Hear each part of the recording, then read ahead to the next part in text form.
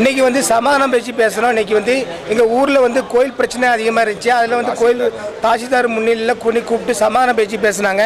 அதில் அவங்களும் வந்தாங்க, நாங்களும் போனோம். போய் வந்து எனக்கு பாதங்கு என் தெருவுங்கிறத சொன்னேன்.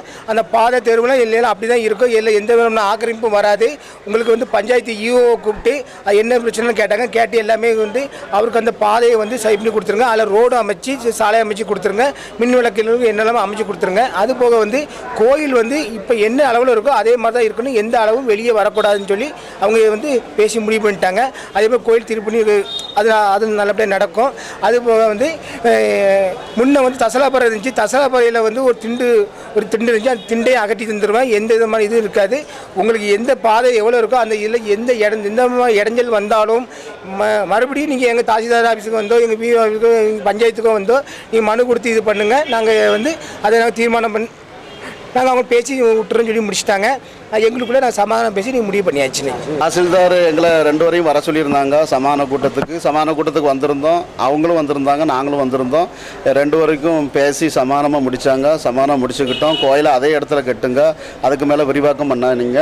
அதே இடத்துல கோயில் வரும். அது பழைய கோயிலை அதே அஸ்தவரெலாம் கட்டுறோம். இனிமேல் எந்த விரிவாக்கம் வராது அப்படின்னு சொல்லிட்டோம். அவங்களுக்கும் பாதைக்கு எந்த இடையூறு இல்லாமல் செய்யுங்கன்னாங்க. அவங்களும் பாதைக்கு எந்த இடையூறு செய்ய மாட்டோம். இதுக்கு முன்னக்கூட்டியும் செய்யலை, இனிமேல் செய்ய மாட்டேன்ட்டோம். எங்களுக்குள்ள உடன்படிக்கை ஏற்பட்டுட்டு இந்த சமாதானம் முடிச்சுக்கிட்டோம். வேறு எந்த பிரச்சனையும் இல்லை. கோயில் திருப்பணி இனி நடைபெற்றுட்டு இருக்கோம். அது கும்பாபிஷேகம்லாம் நல்லபடியாக நடக்கும். எல்லாத்துக்கும் நாங்கள் கலந்து கொள்கிறோன்னு சொல்லியிருக்காங்க. கும்பாபிஷேகம் இனி நடக்கும். கோயில் திருப்பணி முடிஞ்சு கும்பாபிஷேகம் நடக்கும். கோயில் அளவு அதே இடத்துல இதுக்கு முன்னக்கூட்டி பழைய கோயில் எப்படி இருந்தோ அதே இதில் கட்டிடுங்க. எந்த விரிவாக்கம் பண்ணாங்க. நாங்கள் விரிவாக்கம் பண்ணலை, அதே இடத்துல கட்டிகிட்டு இருக்கோம். கோயில் கொஞ்சம் வசந்திருக்கு அப்படின்னாங்க. அந்த படிக்கட்டு இவ்வளோ தான் போடணும்னு சொன்னாங்க. அதையும் நாங்கள் சரின்னு சொல்லிக்கிட்டோம். இவ்வளோ படிக்கட்டு போடணும், இதுக்கு மேலே விரிவாக்கம் பண்ணாங்க. எல்லாத்தையும் ஏற்றுக்கிட்டு அந்த மாதிரி படிக்கட்டு அமைச்சுக்கிட்டுறோம், அந்த மாதிரி செஞ்சுக்கிட்டோம்னு சொல்லியிருக்கோம். அதுக்கு அவங்களும் ஒத்துக்கிட்டு எங்களுக்குள்ள சமாதானமாக முடிச்சுக்கிட்டோம்.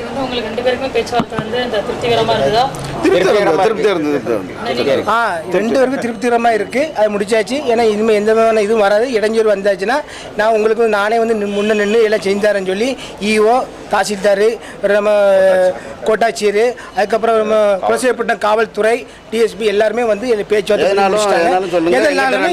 சொல்லுங்க. நாங்கள் 2 செஞ்சு தரேன்னு சொல்லியிருக்காங்க. எதனால எங்கிட்ட சொல்லுங்கன்னு அவங்களையும் சொல்லியிருக்காங்க, எங்கள்கிட்டையும் சொல்லியிருக்காங்க. அதனால் நாங்கள் பேசி தீர்த்துக்கிடுவோம். எங்களுக்குள்ள வேறு எந்த பிரச்சனையும் கிடையாது. சமாதானம் முடிச்சுக்கிட்டோம்.